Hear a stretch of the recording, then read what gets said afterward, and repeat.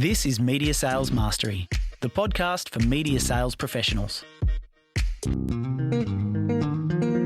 In each episode, we bring you information, insights, ideas, and interviews from some of the industry's top thought leaders. Head to mediasalesmastery.com to help pick the topic and guide the show. This is Media Sales Mastery, the podcast for media sales professionals.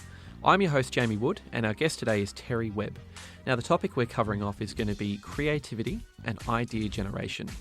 And for the sake of this discussion, I wanted to put forward a definition of creativity. Creativity, in the context of media sales, so often is around a solution to a problem that is both functional and novel. Now, there was a previous episode that we did that's probably the step in the process that occurs before idea generation, which is around data tells but insight sells. And Janelle Shinners, who was one of the guests or was the guest on the episode, had a really interesting quote. She made a point of saying that theoretically, a media campaign with a great idea will work better and therefore drive a stronger value proposition for the client. Now, they're really salient points when we start talking about creating campaigns for clients. You know, having that strong value proposition with a great idea that we know is going to engage an audience and influence behavior is so important. You know, my strong view has always been that creativity is actually everyone's responsibility. And as media salespeople, the first thing we need to do is break down any self-limiting belief that we are not or cannot be creative. Most media organizations have specialist creative positions. However, as media salespeople, you need to have a strong understanding of the creative process, and you need to constantly invest time and energy into collaborating with people in your organization to generate strong ideas and concepts for your clients. Irrespective of what channel you work in, creative campaign ideas are the single biggest differentiator for a media salesperson. So I think today's topic will be a starting point. We're probably going to have many more conversations with Terry, but we're going to jump into the topic now of creativity and idea generation. Welcome to the show, Terry. Thank you. It's exciting to be here, to be honest. Yeah, it's been a while since we've spoke. We obviously worked together for a few years in the past, and when it came to the topic of creativity and idea generation, you were the first person that came to mind. And I suppose, you know, to set this up, Terry, like creativity obviously is an important component of many industries, but, you know, perhaps none more so than media. And I'm curious to get your view as somebody who's spent about 25 plus years working in media, but specifically in the creative field. Why do you think creativity is so crucial for media organizations and media salespeople? I think creativity is vitally important for us just because that we're in that industry where we're capturing people's emotions. And we need to do that in a variety of fresh, new ways every single day. And if you're just pumping out the same thing every day, then you're just not going to keep people's attention. So whether you're approaching it from a content generation perspective or from a copywriting perspective, or to be honest, even as the account executive who's the 9th account executive to knock on the door that day, you need to have fresh approaches, you need to have creativity, and you need to have new ideas to bring to people. I think that's a really, really interesting point. And you're right. You know, as media salespeople, we often fall into the trap of thinking that creativity might just extend to the campaigns we're putting forward to clients. But the way we engage the market, the way we put our proposals together, the way that we typically set ourselves up for success by working with creative people, it's a fairly integrated kind of process, isn't it? It's certainly an environment where somebody who enjoys the creative process will typically thrive. Oh, absolutely. And I mean, I've seen it change over my career from my early days where, to be honest, a lot of the account executives would just come in with a brief written on the back of a napkin, hand it to the creative person, and the creative person was supposed to come up with all of the ideas, and that was it. Whereas it is a lot more integrated now. You know, if you're creating a campaign as a member of a creative team, you're expected to take the digital side into effect. You might be looking at outdoor, you might be looking at, and I'm talking from a radio perspective here, sorry. It's not just that one element, but the same is also expected of the account exec. You know, they are expected to be thinking about those creative executions while they are dealing with a client. They're not just expected to drag along the creative writer and expect them to do all the work. It is quite integrated. And you raise a good point about, when you started out. Let's jump into your early years. The first 5. Talk to me about where you actually started in media, Terry. Well, I actually started in television, and my first few years were a mishmash, I suppose. I actually had my 21st birthday as the host of my own television show, children's TV show. And over the next sort of 3 or 4 years in television, I progressed from simply being a host to being a writer of the same show, location director. I became producer of another show. I learnt interview skills. I just had to absorb everything. I was running studio camera for a while as well, just because of the nature of Adelaide-based television at the time. If you were a local TV person, you needed to do everything. And that sort of stood me in good stead when I made the move to radio. I actually was interviewing John Vincent, who is a legend of Adelaide radio and one of the original members of the SAFM Morning Zoo. And he was a regular interview guest on my show, and we sort of hit it off. And he turned around one day and said, well, how about you come and write some comedy for us? So I found myself writing comedy for the SAFM Morning Zoo. So I went from comedy writer to breakfast producer, then moved into copywriting, and eventually became the creative director for SAFM and Triple M in Adelaide. So that's a nutshell of the first few years. Yeah, and the bulk of I guess, our experience working together, you were more in a client solutions, like a creative client solutions type function, leading one of those teams. And I suppose having started out in front of the camera and being kind of a content creator and then moving into more of a commercial creative function, I'm curious to know, what's your favourite thing about the media industry? My favourite thing about media industry is probably the constant change, to be honest. I know a lot of people have been concerned over the last few years with the rise of streaming services, both in radio and in television, and just that diversification of offerings out there. But for me, I love it. I just love it. Being able to change what I do regularly is what kept me in the media for so long. I used to teach at the Australian Radio School, and I would tell this story. When I first started writing, I was on a DOS-based computer, which is the old green screen, black and green screen, and I would literally type out a script and print it. That was it. By the time I finished, I had my own media suite. I had high-definition cameras, I had green screens, I was doing 3D modelling, I was doing game design, and this is all within a radio environment. It was kind of like the predecessor to some of the multimedia departments that stations have these days.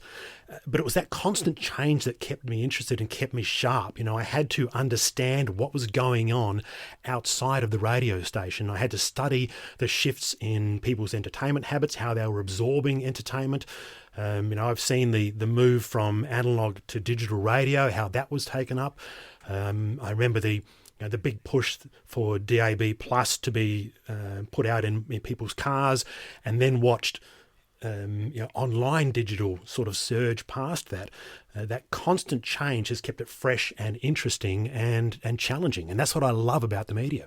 And this might actually feed into the last question for you, talking around taking that broader view of consumer trends and looking at new technologies and innovating and just being, I suppose, nimble and able to disrupt yourself. But what skills do you think somebody needs to have in order to master media sales as a profession? As a skill, I suppose, you need to be able to absorb lots of information. I always encouraged my team to do all the sales training that the salespeople did. I encouraged them to speak to content directors to work out why they made their decisions, and they really needed to be able to absorb all those different elements of a radio station in particular to be able to stay up with the trends, because things change so quickly. I reckon that's a really good point. And it's funny, it sort of feeds into a previous podcast we had with Steve Smith, who said a very, very similar sort of view to yourself around just being inquisitive, naturally seeking out answers, having a good network within your organization of different people, getting an understanding of how content is created and for what audience and why, and having I suppose a broader operational view as well. So really interesting, Terry. Some themes are really starting to come through in this podcast. Let's jump into the main topic.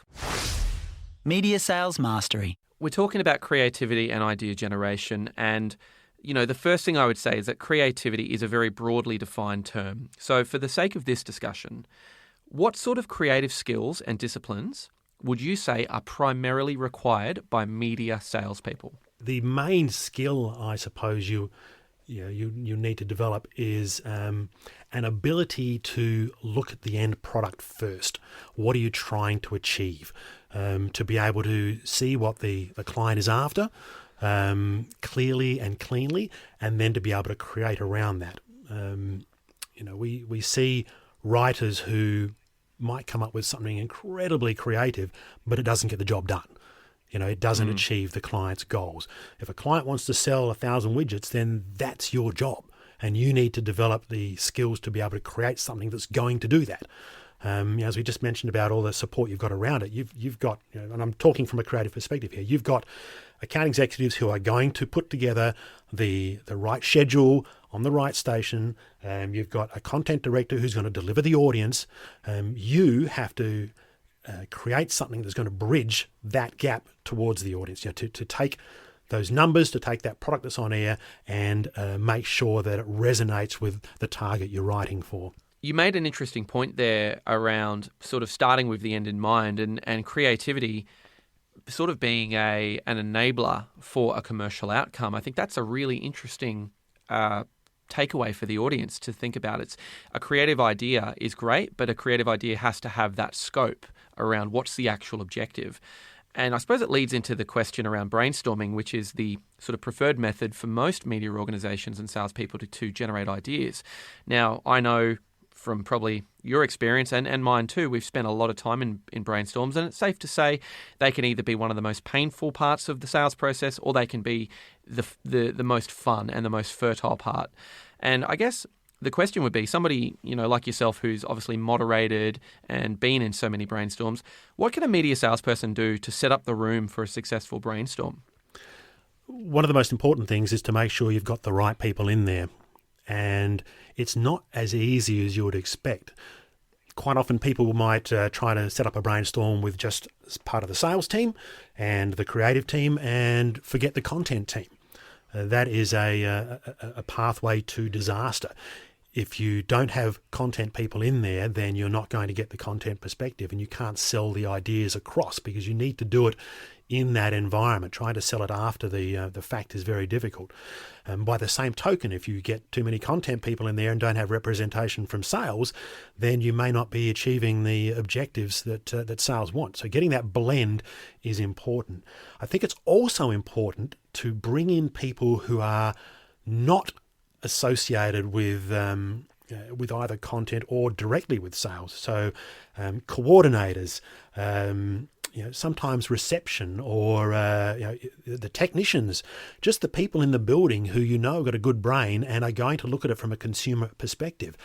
I cannot count the number of times where I've sat in a brainstorm and there's a person in the corner who may normally spend all their days down in the workshop, who suddenly pops out with the most insightful comment or insightful idea of the entire day, because they're not guided by, or restricted, I should say, by all the things that we as creatives and as content people and as sales people are automatically restricted by. Sales are looking at an end result, content's looking at what's going to sound good on our air.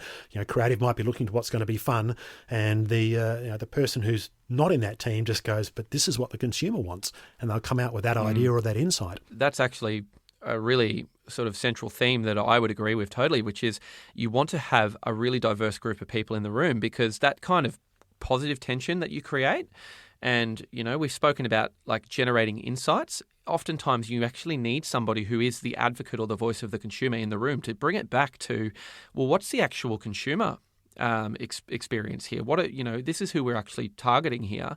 What's their thoughts and feelings, and what's an idea that's going to speak to them and emotionally connect with them? And it's funny because oftentimes we talk about this expression called the freedom of a tight brief, where the client will come in and go, oh, we want a big idea, but they actually haven't given any real parameters to the brief. And that actually can be quite a difficult thing to go and brainstorm or have a creative idea of, because creativity in many ways, Terry, seems like it's born from having some level of challenge or restriction or tight resources or some sort of difficult problem to overcome.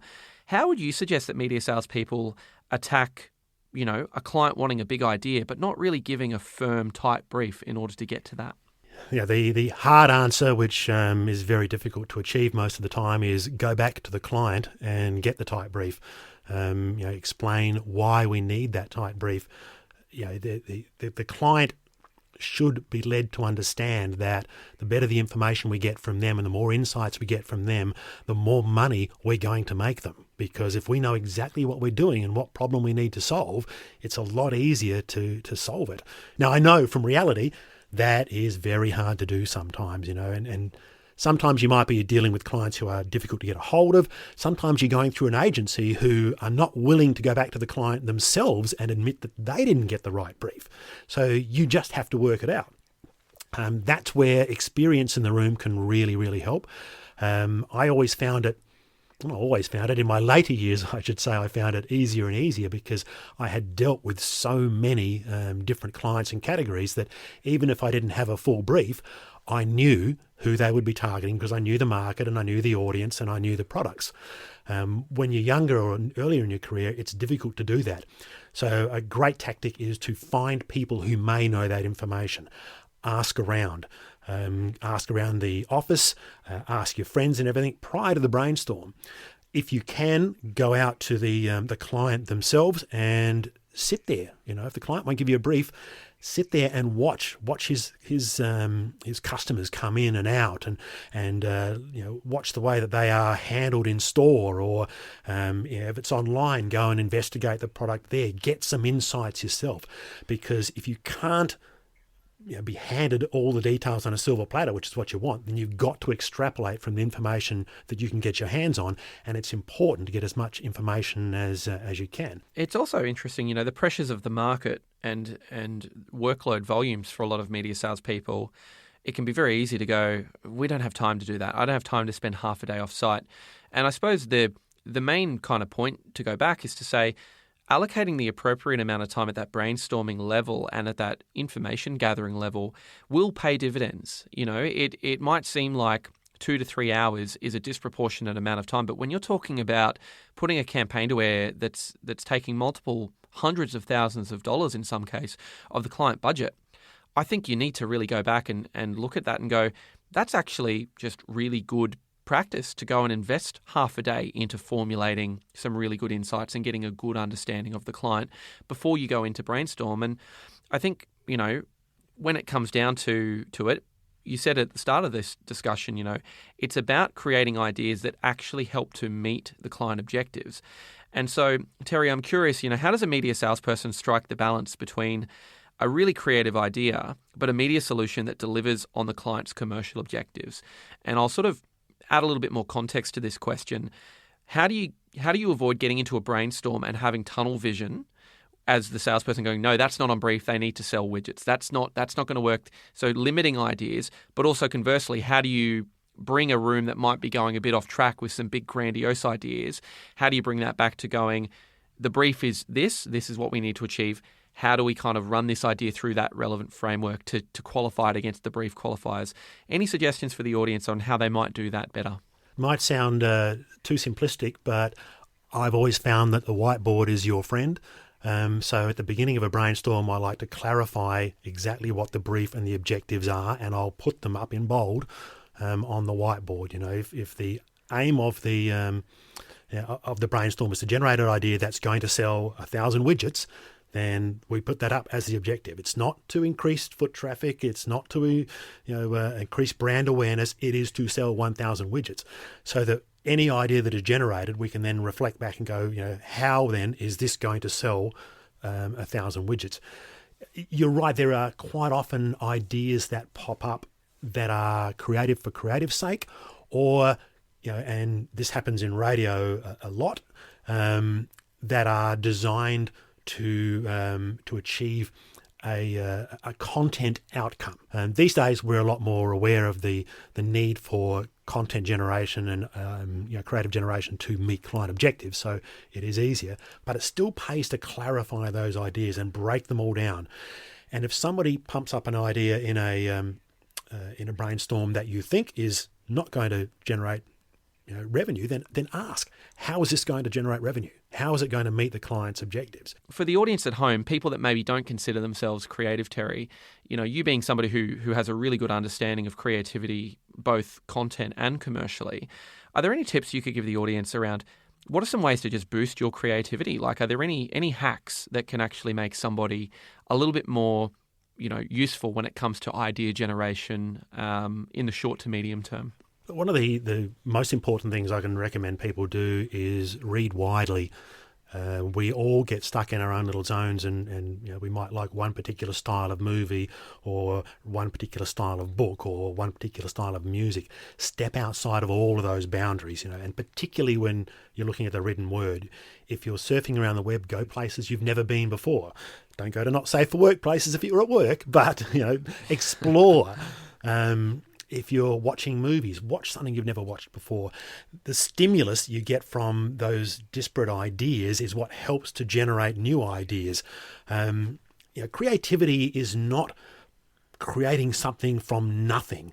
It is taking a range of available information and reconstituting it to come up with something fresh and new. So you need input in order to create that output. I listen and read and explore all sorts of different things. I listened to a podcast the other day on supply chain management.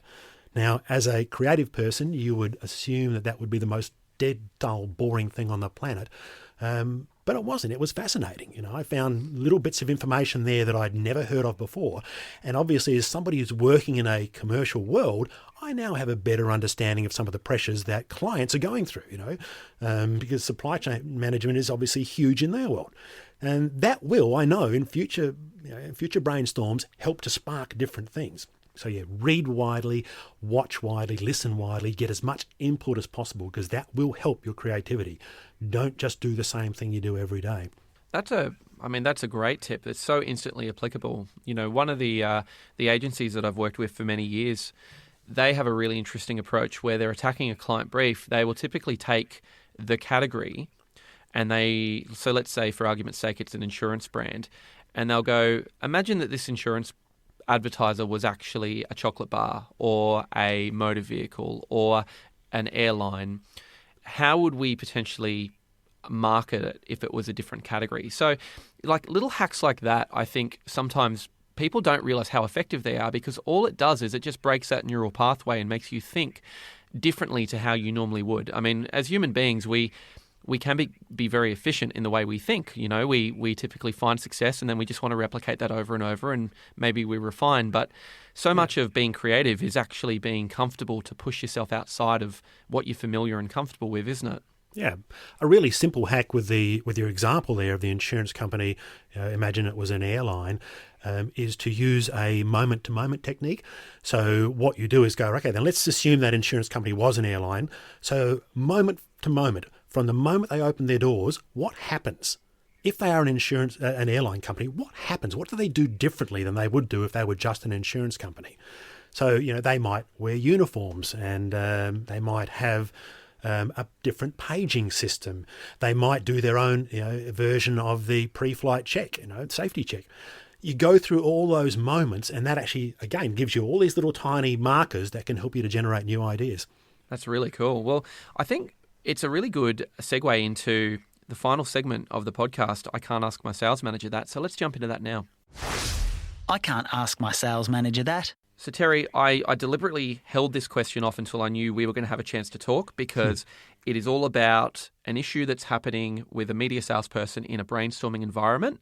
And I thought you were probably best equipped to attack this. So I'm going to read you the question and then let's just kind of attack it in real time. This one's from Daniel, who's based in Sydney. And the question is, I sell digital media for a food and lifestyle publisher. a big part of our sales offering is native content, innovative ad formats, and bespoke events. The problem is that whenever we try to brainstorm bespoke solutions for our clients, the brainstorm environment feels very tense and never results in fresh ideas.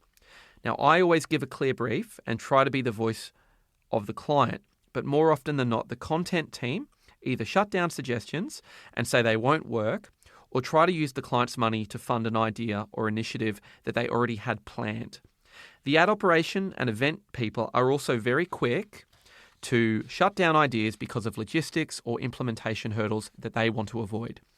I really worry that if we can't get our brainstorms to a place where we are all working together to develop the best idea for the client, that we will continue to lose business and won't be able to deliver on the proposition. I have flagged this numerous times with my sales manager, who is also a co-owner of the business, and they have not been helpful because he wants to avoid any confrontation with some of the bigger personalities in our business. What can I do? So that's probably a good insight just at the end there around probably not being able to escalate this issue to a sales manager because there's some reluctance. But, you know, just hearing that cold, Terry, what's your interpretation of what's going on here? That is incredibly common. And I think I touched on that earlier, you know, content, people who want to do something that they think is good for them. I've also worked on the event side, and I do understand why, you know, events people will sit in there and go, well, that sounds great, but we know that it can't be done for that money, or it's dangerous, or whatever.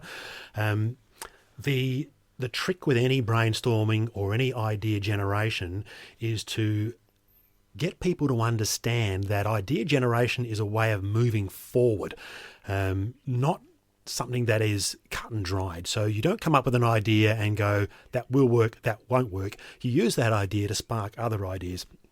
And Edward de Bono, you may have heard of, he coined the term lateral thinking. I did quite a number of workshops with him many years ago, and he used a thing called PO, or provocative operation, which is essentially a little permission within a brainstorm to talk about ridiculous things and not get shut down. So what I would say to this person is, you need to set some rules before you go into the brainstorm, and set some sections of the brainstorm in which you are deliberately going to be provocative. So you say to the content person, right, we're going to explore ideas now that you are going to hate. Now, I don't want you to just sit there and ignore them. You've actually got to actively help us create those ideas. We understand you're going to hate them, and we understand they're probably not going to go anywhere, but for the next 10 minutes, 5 minutes, whatever you set, we're going to work on these ideas, and you need to contribute. And then we'll stop, and then we'll go for some other ideas. So you're basically trying to give them permission to park their fears, to park their concerns, and to park their own agendas for a little while you explore other ideas. So yeah, the basic thing is to set those rules up front and just make it really clear that yes, content, yes, events, we know this idea is not going to happen, but let's just explore it and use it to move our ideas forward. I think that's a really good suggestion, Terry. I mean, I was looking at this one, and I've been in this situation so many times, and you've got to admit a bias as a media salesperson. Oftentimes, yes, you're the voice of the client, but really, at the end of the day, we actually need to be the voice of the consumer first and foremost, because that is who we are trying to influence. That's the person we are targeting, and the behavior we're trying to influence is the end user, the person consuming the content or interacting at the event. And I think that's the commonality, isn't it? It's content want the best content solution that's going to engage the audience. The events people want to bring the brands to life in a way that's going to get interaction from people. And you naturally want to engage the right consumer with a great idea that's going to speak to them and to motivate them to act. But I think that structure is your best friend here, isn't it? You know, to your point, you can have your time to interrogate the brief, but you need to set the brainstorm up where there is an allocated period of time where everyone in the room agrees that they're not going to talk about implementation hurdles. They're not going to talk about, to use the term black hatting. It's just about free-flowing idea generation and blue sky thinking. And, could you maybe expand a bit more on that, Terry? Like, let's say you've had 10, 15 minutes of blue sky thinking where just random ideas are getting thrown up. For Daniel here, what might be the next step to bringing that brainstorm back into something more campaignable as an idea for a client? Well, the first thing you do is to get everything listed, get it all clarified, and try and look at the core idea behind what you're talking about. So quite often there might be an idea which is, let's throw a listener party. So the core behind that is engaging one-on-one with select listeners. So you might just put a little bit more detail around what that idea actually represents. And again, you try and avoid how much it's going to cost, where it's going to be held, all those details. They're for further down the track. We try and identify whether the core idea is going to be useful. So look at the idea that's up on the board and try and work out what it actually means, what you're trying to achieve by this, how it's going to relate back to a success for the client, and then work back outwards. If it's resonating, there's always a way to make it work. It's very rare that you get an idea that's, that people go, man, that sounds cool, but it's impossible. There's generally a way of twisting it to make it possible, or doing a variation that will make it possible. So if you understand the idea really, really clearly, then you can look for those sort of keys. Try and winnow them out. Quite often with brainstorms, you get a lot of blue sky thinking, and you end up with 1,000 things on a whiteboard. Half of them are just either titles or funny words or phrases that don't mean anything. Try and kill those quickly, not because they're not going to go anywhere, but because you are time limited and you're in a commercial environment, and you've sometimes just got to be a bit practical.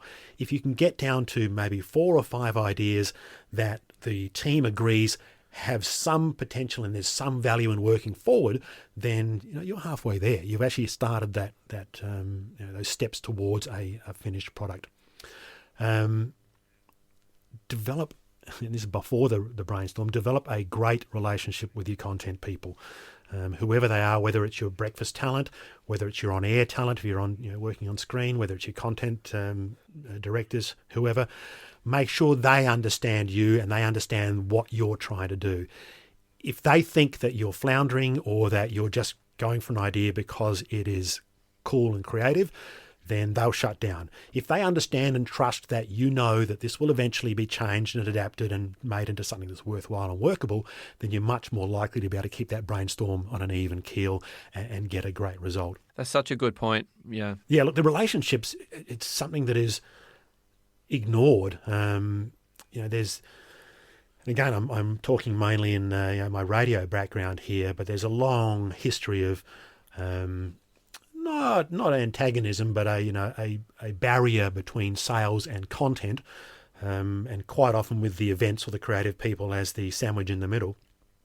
It's a lot better now than it used to be, let me tell you.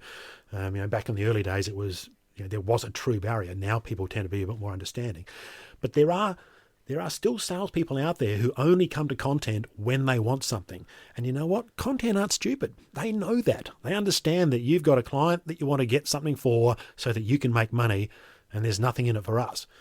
Develop those relationships. Let them understand that there's a quid pro quo going. Let them know that you care about their content, and you want to help them when you can, so that everybody gets a great result. You'll have a better relationship, and it's much more easy to speak to a content person and get their buy-in. Content understand what generates viewers or generates listeners or generates readers, but they also understand what generates sales, and they understand the importance of doing both.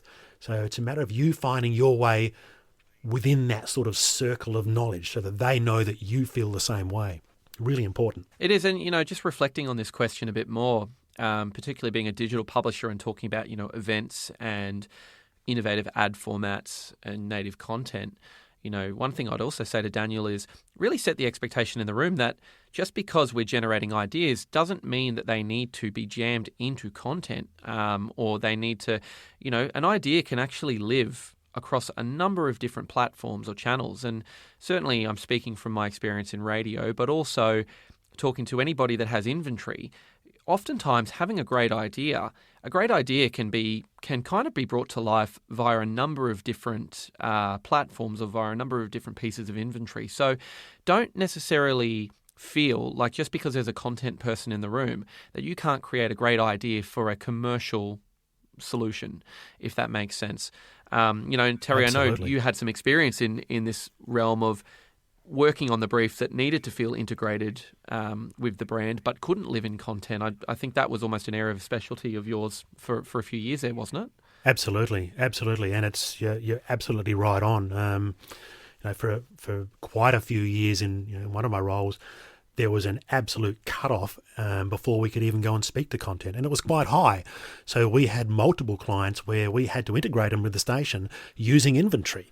And you got so creative at doing that. It was terrific. We would find just ways of either using our street teams or using our ad inventory, structuring different kinds of ad inventory, using our digital media or our social platforms in ways that were creative without impacting the on-air sound or the content team at all.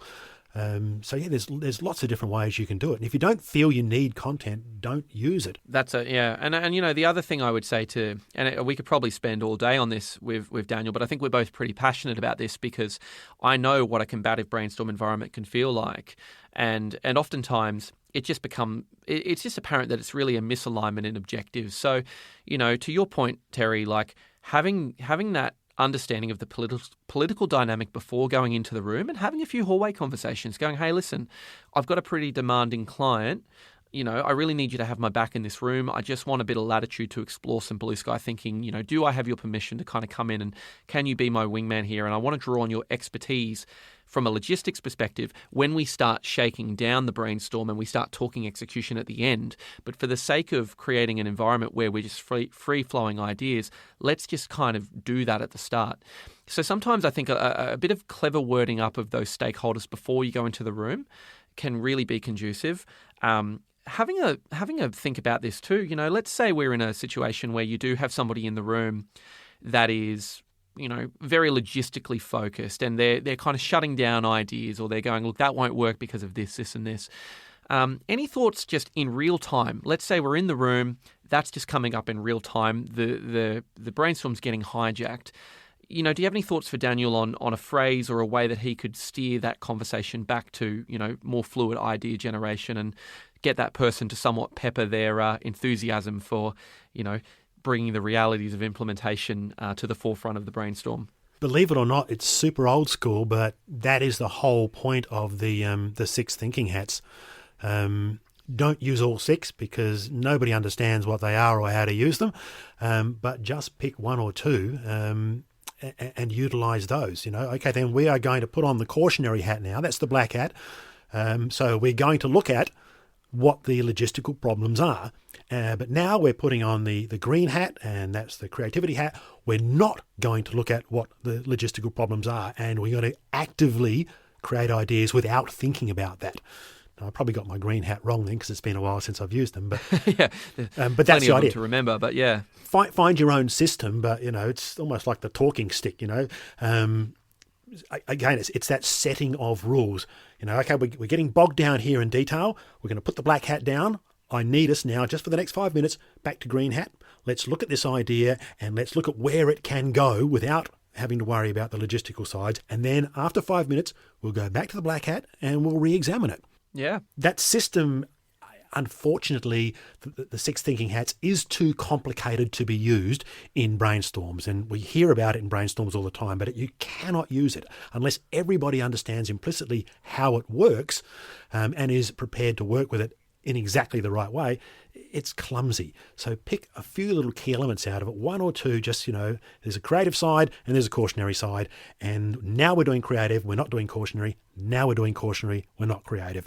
But encourage the people who you think are going to be the black hatters to, we're on green hat now, so you've got to be involved. I want stuff out of you. So just throw away your cautionary stuff. We know we're coming back to that. Let's see what you can do. Yeah, that's really good. I like that. I think, sometimes just and do this in a way that is disarming, because ultimately it's just a fair question. If somebody does go, look, we can't do this idea. Logistically, we can't do it. It's like, okay, what would need to change in order for us to be able to do it? What are the barriers and what would you suggest could be a workaround? Sometimes that kind of question, just phrased in the right way, can actually cause the person to just problem solve on the fly for you. I mean, they are the logistical experts, and I can Absolutely. guarantee that there are going to be, those people are absolute assets in a brainstorm, although they can be the ones who can maybe jump in and feel like they're derailing things or black hatting. They're actually the people you need in the room at the end, because they're the ones who can think through implementation and those little details that are going to catch you out. So, sometimes it's just a case of being able to ask those questions and get creative with some solutions to overcome some of those as well. Yeah. And to be honest, I'm going to go back to build those relationships. Those relationships internally are just as important as the external relations. You might have a client who's come to you with an idea, and in your heart of hearts, you know that you're on a road to nowhere. Taking that into a brainstorm is generally going to get you nowhere.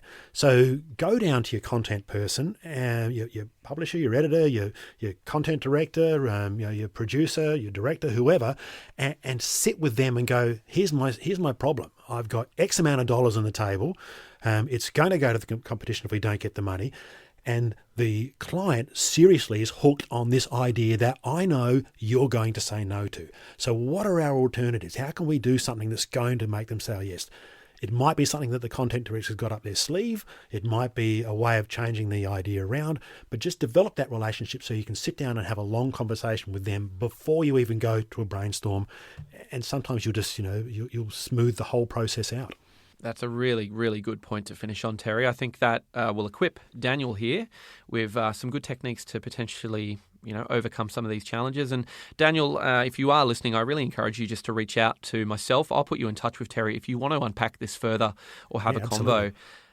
Terry, look, thanks for your time today. I think we definitely need to get you back. I know that creativity is multifaceted, and in the world of media sales, there's a whole bunch of topics that we could cover off around creativity on a deadline or, certain elements of creativity or idea generation. So I think we want to get you back, but did you have any sort of parting thought for the audience just to wrap this topic up? Maybe sort of a key takeaway that might be applicable for people listening to put into practice this week? It's just that if you're going to be in media sales and you want to be creative, make sure you know why. There's nothing that's more useless than creativity for its own sake. We're not here as media salespeople to just entertain. We are here to get a result for our clients, and that needs to be the number one focus. So focus on the end result. Really, really good summary there. And look, a final thought from me, everyone. I say this ad nauseum, but media sales, if nothing else, it's about mental toughness and persistence. So if you're listening in and you may be struggling, remember it's about progress before perfection. As long as you're getting incrementally better every day, you're on track to master media sales. Creativity is going to be a core foundational skill that you need to work on and develop over time.